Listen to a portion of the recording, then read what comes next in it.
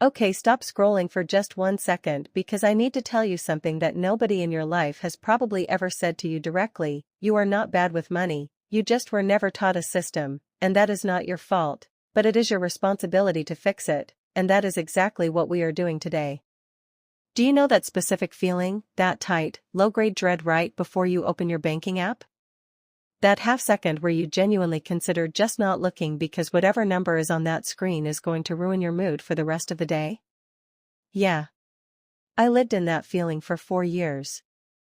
4 years of earning real money, working real hours, and somehow ending every single month in the exact same place, stressed, confused, and completely unable to explain where it all went. And the most painful part was not even the low balance. It was the shame.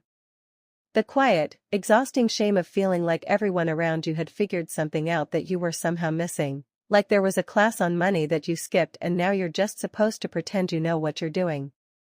If that hits close to home, I need you to stay with me today because this video is going to change something for you.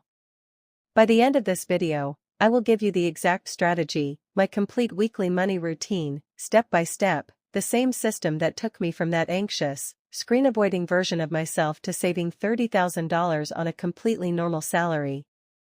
And I am also going to tell you the one mistake I made in month 3, right when everything was going perfectly, that almost erased every single dollar of that progress. So do not skip ahead, because that part matters just as much as the system itself. I'm Liana, welcome back to Liana Invests. Grab your drink, get comfortable, and let's actually change your relationship with money today. Before we get into the steps, I want to paint you a picture that I think most of you are going to recognize. You get paid. For about 2 days you feel genuinely good, like, okay, I've got this, I'm fine, everything is fine. You pay your bills, you grab groceries, you treat yourself a little because honestly you worked hard and you deserve something. And then 2 weeks later you are lying in bed at 11 p.m. doing that thing where you add up numbers in your head trying to figure out if you can afford to just get coffee tomorrow and the math is not matching. And the worst part is you still cannot explain where it went. It was not one big thing. It was 100 invisible things, a subscription you forgot about, a dinner that cost more than expected, a few "it's only $10" moments that stacked silently into something you never saw coming. And so you do what most people do, you avoid your bank account, which means you have less clarity, which means you make worse decisions, which means next month looks exactly the same. That cycle, that exhausting, demoralizing cycle, is not a you problem. It is a system problem. And today you are getting the system. The system is called the Sunday Money Date and it takes 10 minutes a week, not a day, a week, and it is the single non-negotiable habit that changed everything. Every Sunday morning, you make your coffee, you sit somewhere that feels good to you, and you give your finances 10 intentional minutes. That is the whole ritual. But here is the step that almost everyone skips and it is the exact reason most budgets fall apart by week 2. Before you open your budget, you open your calendar. You look at the next 4 weeks and you ask yourself honestly, what is happening this month that costs money? A birthday dinner, a baby shower gift, a work event, a car registration, a trip you have planned, a holiday, a dentist appointment you have been avoiding, all of it goes on a sticky note beside your budget before a single dollar gets allocated. Because here is the truth, a budget that does not account for your real life will betray you every single time, and then your brain will tell you that budgeting does not work for you, when actually the budget just did not know your life. Write your life down first. Build the numbers around it second. This one sequence change will make your budget feel less like a cage and more like a plan you actually designed for yourself. Step 2 is income, and this is where I want to give you something that most finance creators skip entirely because they assume everyone has a predictable paycheck. If you are a freelancer, a gig worker, a small business owner, or your income varies month to month for any reason, traditional budget advice is not built for you, and that is not your fault. Here's what you do instead. Look at your last 6 months of income and find your single lowest earning month. That number, your floor, is what you build your budget on. Not your best month, not your average, your worst. Everything your budget needs to function, rent, food, bills, savings, must be covered by that floor number.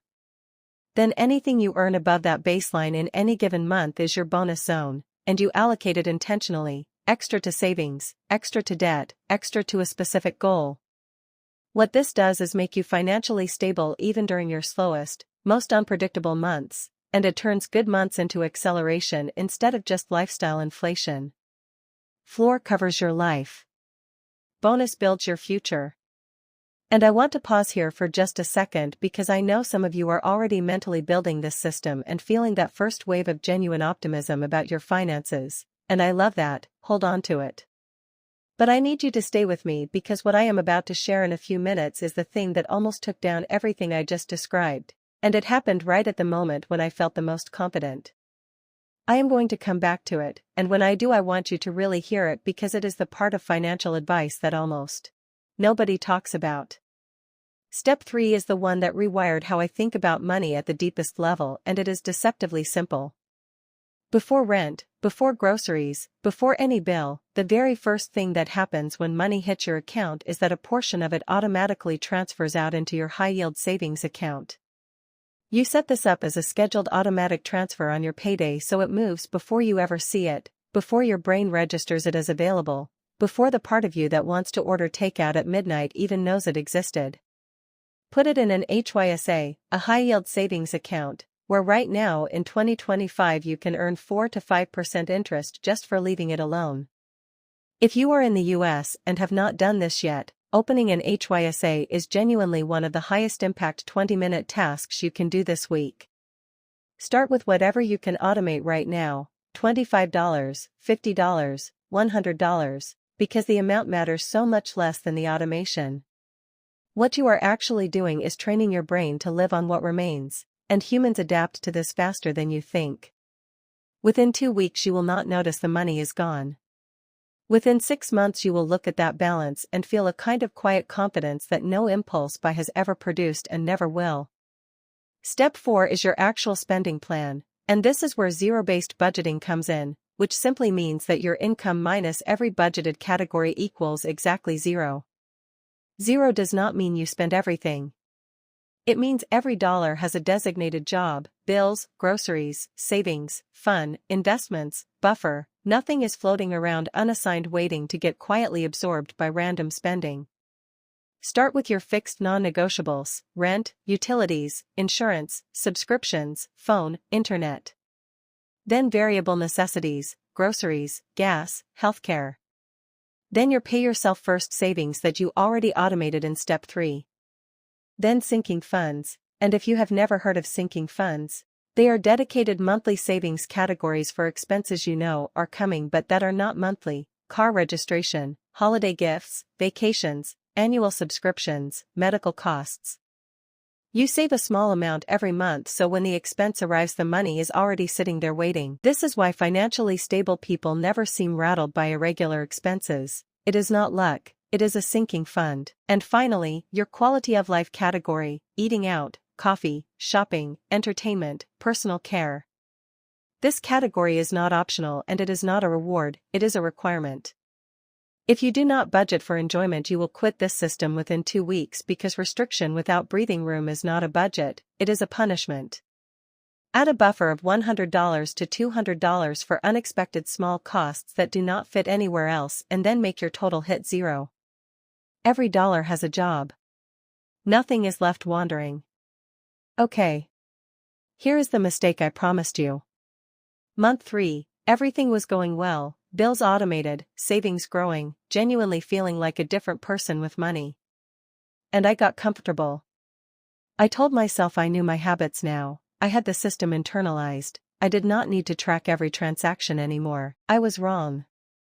Over the following 6 weeks I drifted $400 over budget spread invisibly across small categories: an extra dinner here, a few forgotten purchases there, and I did not catch it until I looked at my savings account and the number was noticeably lower than it should have been. $400. Gone.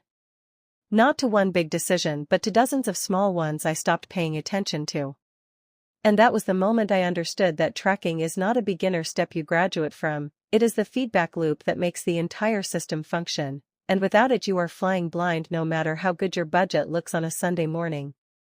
Tracking takes 3 to 5 minutes inside your Sunday money date. You log every transaction from the past week. Category, amount, and one word: intentional, neutral, or regret. Not to shame yourself, not to obsess, just to see. And after 4 to 6 weeks of doing this consistently, patterns emerge that you cannot ignore. I discovered that 100% of my regret purchases happened between 9 p.m. and midnight. Every single one. So I deleted saved payment info from every shopping app. That tiny friction, no willpower, no restriction, just the mild inconvenience of having to type a card number, saved me approximately $300 the very next month. Real data about your own behavior is worth more than any budgeting app ever built, and tracking is the only way to get it. Before the pro tip, I need to give you the one thing that makes all of this structurally sound, and it is the least glamorous piece of the entire financial picture: your emergency fund. Without it, one unexpected expense, a car repair, a medical bill, a job loss, becomes a crisis that resets everything you have built. The rule is 3 to 6 months of essential living expenses in your HYSA, liquid and accessible. And the sequence matters: first build a $1,000 starter fund as fast as possible, then aggressively eliminate high-interest debt starting with credit cards using either the avalanche method, highest interest rate first, most mathematically efficient, or the snowball method, smallest balance first, most psychologically motivating. Both work, you pick the one you will actually stick to. Once high-interest debt is cleared, complete your full emergency fund, and then accelerate investing with everything you have. This is the framework financial advisors charge hundreds of dollars an hour to explain, and you just got it for free. Pro tip: set your Sunday money date calendar reminder right now before this video ends. Make it recurring. Make it non-negotiable. Treat it like a standing appointment with the most important person in your life, because in this context that person is future you. Because the real